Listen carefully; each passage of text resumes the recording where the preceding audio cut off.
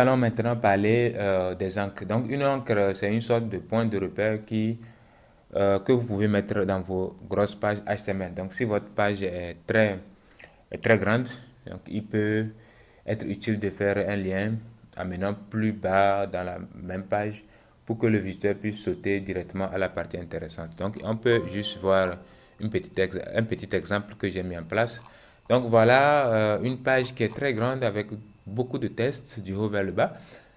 Mais j'ai mis un petit lien ici de sorte que l'utilisateur peut cliquer directement de cette partie vers le bas de la page pour aller lire directement ce qui l'intéresse. Donc quand il clique sur ça, vous voyez qu'en même temps que ça descend, et là ça va me faire lire la partie qui est plus bas dans la page.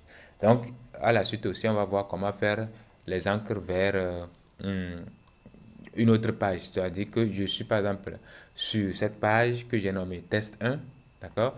Et là, je vais par exemple pouvoir aller lire les informations sur la page test. Mais en allant sur la page test, ça va m'amener directement vers le bas de la page test 1 afin de lire ce qui se trouve là-bas.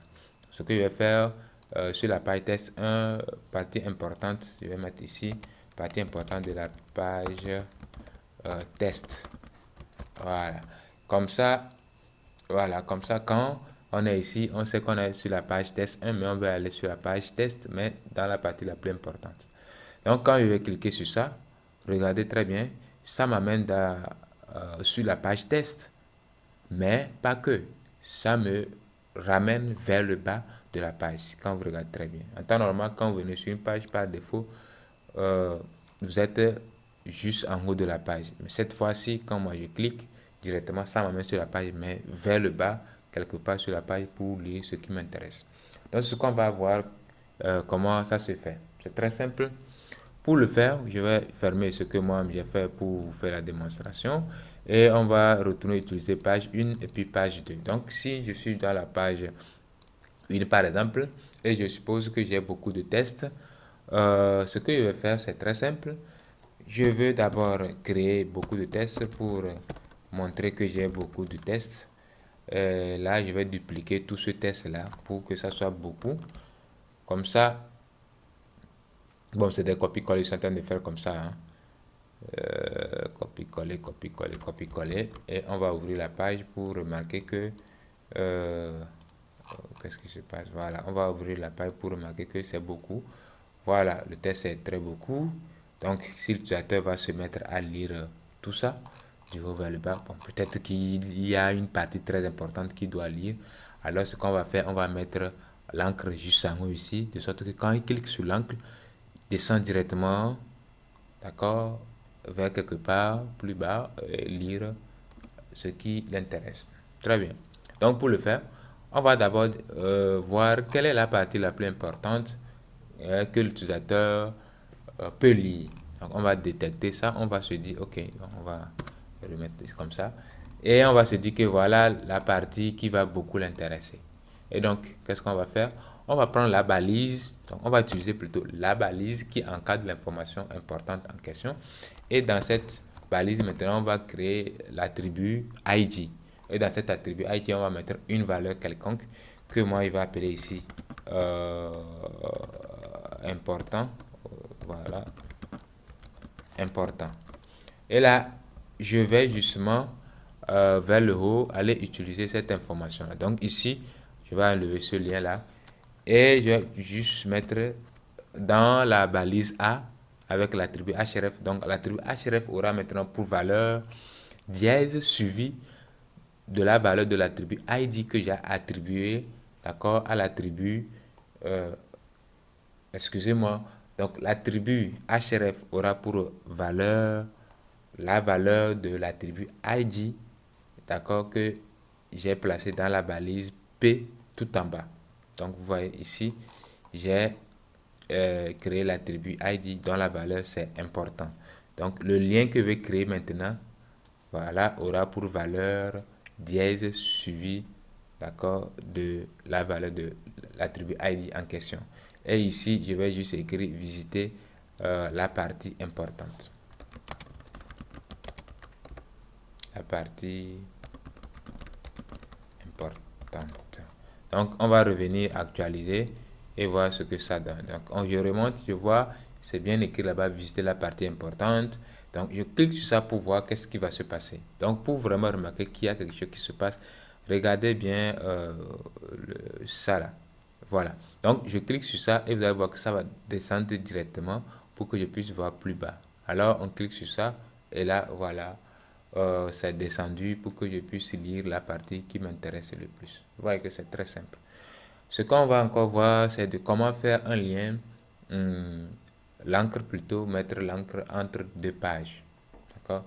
Donc, ce qu'on vient de voir, c'est sur la même page. Maintenant, je veux quitter de la page 1 vers la page 2. Donc, je vais en fait copier tout ce qu'on a fait ici dans la page. Non, bon, je ne vais pas copier-coller. On va se dire, qu'est-ce qui est passé? Voilà. Donc, je suis sur la page 2 et j'aimerais visiter par exemple la page 1. Donc, ici, je vais remettre la même chose, visiter ma première page, la partie, je vais maintenant mettre visiter la partie euh, importante de ma première page. Et maintenant, vous avez vu que normalement le lien, on a déjà mis page 1.html. Qu'est-ce qu'il faut ajouter de sorte que quand on clique sur ça, quand on vient sur cette page, ça puisse nous ramener directement vers le bas pour qu'on puisse lire les informations importantes. Il suffit de mettre ici dièse suivi de la valeur de l'attribut ID, d'accord, de la balise de l'information importante. Et cette valeur, c'est important. Donc, je viens mettre important. Donc, dièse suivi de important. Donc, j'enregistre.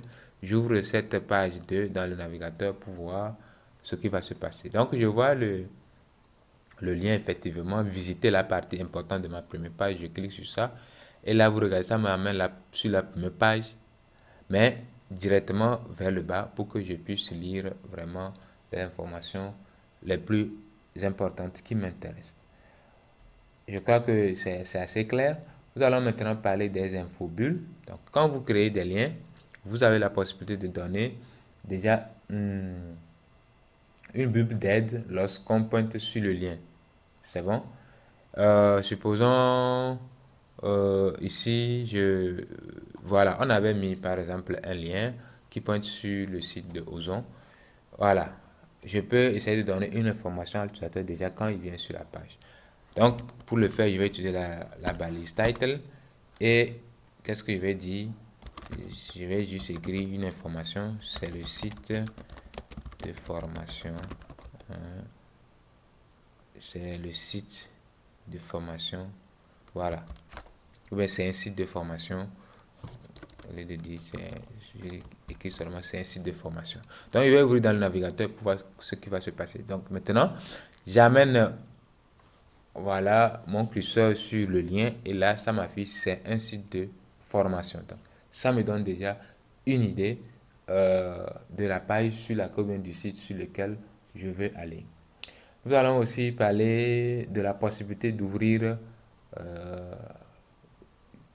c'est-à-dire de la possibilité que quand on clique plutôt sur un lien, que ça puisse ouvrir dans une nouvelle fenêtre. Jusqu'ici, tout ce qu'on a appris à faire, c'est que quand je clique sur un lien que j'ai placé dans mon projet, ça m'ouvre une nouvelle page, mais dans la même fenêtre. Cette fois-ci, ce que je veux faire, c'est que quand je clique sur le lien, d'accord, ça ouvre une nouvelle fenêtre, d'accord, et m'affiche le résultat dans la nouvelle fenêtre. Et pour ce faire, qu'est-ce qu'on va faire? Toujours dans la balise ouvrante, je vais utiliser maintenant l'attribut target avec pour valeur blanc. Donc j'écris blanc comme ça. Donc on va aller voir maintenant le comportement. Je vais cliquer maintenant sur le lien et là vous voyez ça ouvre une nouvelle fenêtre automatiquement avant de m'afficher le résultat de la page que je veux visiter. Et quand je reviens, je revois toujours la page sur laquelle j'avais cliqué. Donc voilà, vous voyez que c'est très intéressant. Maintenant, on va parler des liens permettant d'envoyer par exemple un email. Vous voulez faire un lien pour qu'on puisse vous envoyer un email. C'est très simple. C'est très simple à faire. Bon. On va aller juste toujours avec notre page, première page HTML et créer un lien.